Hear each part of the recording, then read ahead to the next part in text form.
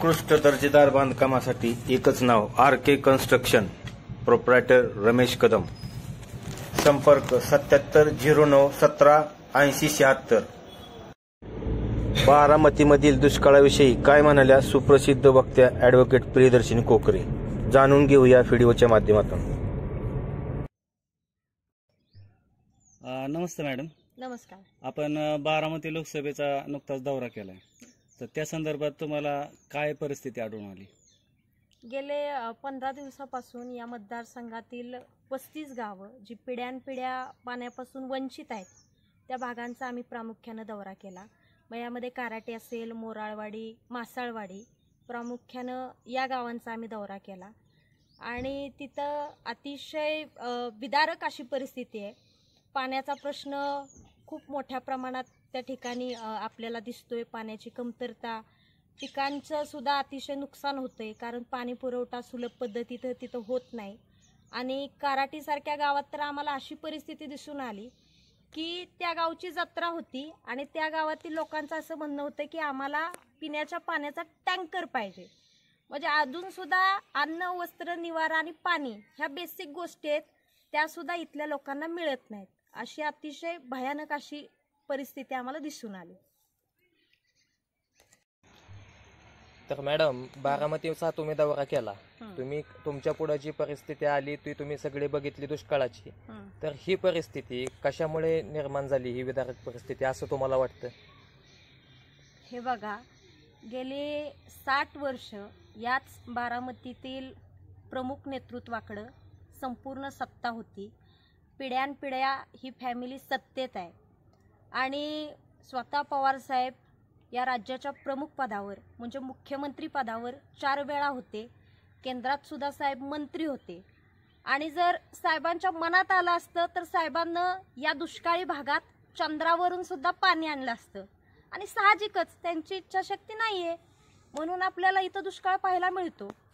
आणि दुसरी गोष्ट म्हणजे या बारामती लोकसभा मतदारसंघाच्या लोकप्रतिनिधी ज्या संसदेत संसदरत्न आहेत त्या या मतदारसंघातील दुष्काळी भागात संपूर्णपणे नापास झालेल्या आहेत असं आपल्याला म्हणता येईल. आणि त्यांना हा पाण्याचा प्रश्न गंभीरपणे पाहिला नाही असंही आपल्याला म्हणता येईल. बारामती तालुक्यात पुरंदर उपसा सिंचन योजना आहे, त्या योजनेचं पाणी लोकांना वेळेवर मिळत नाही, तर त्या संदर्भात काय तुम्हाला परिस्थिती दिसून आली?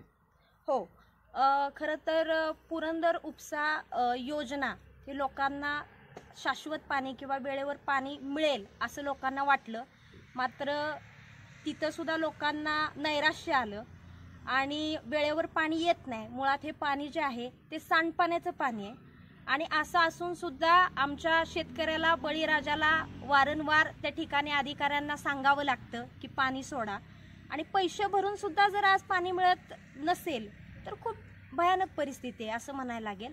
आणि मला या मुलाखतीच्या माध्यमातून अधिकारी वर्गांना नम्रपणे विनंती करायची आहे की आपण वेळेवर पाणी सोडा. खरोखरी दुष्काळाची परिस्थिती खूप भयानक आहे.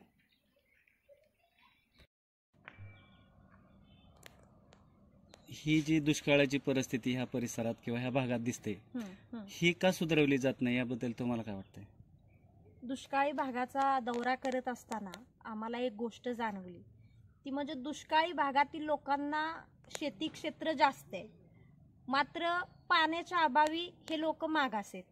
आणि दुसरी गोष्ट म्हणजे या लोकांना न सुधारवण्याचं कारण म्हणजे या 35 गावातला दुष्काळी भागातला शेतकरी समृद्ध झाला तर तो शेतकरी फॉर्च्युनर फॉरडनं फिरेल आणि इथली पोरं गोरगरिबाची फॉरेनला जातील, दिल्लीत UPSCचं मार्गदर्शन घेतील आणि इथला भाग हा सुजलाम सुफलाम होईल आणि इथले गरीब शेतकरी पुन्हा राज्यकर्त्यांच्या, स्थानिक लोकांच्या पाठीमागे पळणार नाही, लागणार नाही. आणि म्हणून पाण्याचा प्रश्न जाणून बुजून न सोडवण्याचं काम ही लोक करतात. यामध्ये काय मतांचं राजकारण केलं जातंय असं वाटतंय का? हो, मतांचंच राजकारण केलं जाते. निवडणुका आल्या की तुम्हाला दुष्काळी भागाचा पुळका येतो, पाणी प्रश्न सोडवू म्हणून आश्वासनं दिलं जाते, मात्र ऍक्च्युली काय कुठलीच योजना इथं लागू झालेली आपल्याला दिसत नाही. आता जे आरक्षणाचा मुद्दा चालू आहे, मग ते धनगर आरक्षण असन, मराठा आरक्षण असन, OBC आरक्षण असन, तर ह्याच्यामध्ये काही राजकीय लोक असतील ते जातींमध्ये तेढ निर्माण व्हावा किंवा तेढ निर्माण करण्याचा प्रयत्न करतायत, तुम्हाला काय वाटतं याबाबत? मुळात आपल्या महाराष्ट्राची परंपरा अशी आहे की आपला महाराष्ट्र हा समाजसुधारकांचा महाराष्ट्र आहे, संतांचा महाराष्ट्र आहे. आणि आजपर्यंत या महाराष्ट्रात मराठा समाज असेल, ओबीसी समाज असेल, गुण्यागोविंदानं नांदत होते. मात्र या दोन समाजात जाणीवपूर्वक तेढ निर्माण करण्याचं काम काही अदृश्य शक्ती करतायत असं मला वाटतं.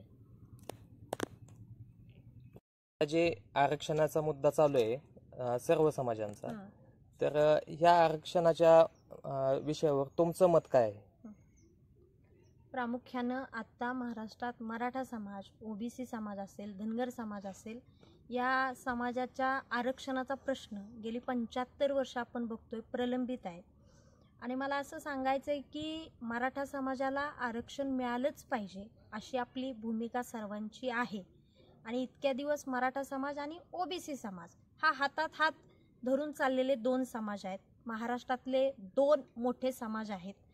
आणि मराठा समाजाला आरक्षण मिळत असताना ओबीसी आरक्षणाला धक्का लागू नये एवढीच आमच्या सगळ्यांची मागणी आहे.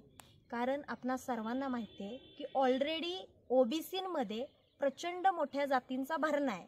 त्यामुळे मराठा समाजाला आरक्षण देण्याकरता सरकारनं वेगळी सेपरेट अशी काहीतरी तरतूद करावी आणि त्याही समाजाच्या आरक्षणाचा प्रश्न सुटला पाहिजे.